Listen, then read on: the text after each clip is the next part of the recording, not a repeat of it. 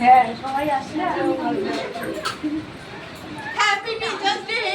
Happy teachers day. একটা নিয়ে নাও, একটাই ভালো করে সেট করো।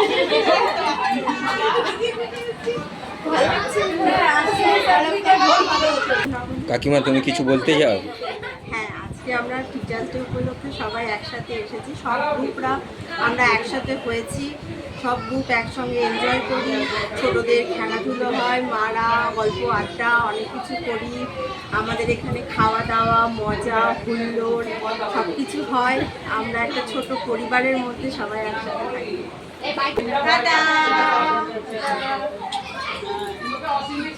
ভোটটা নিয়েছো?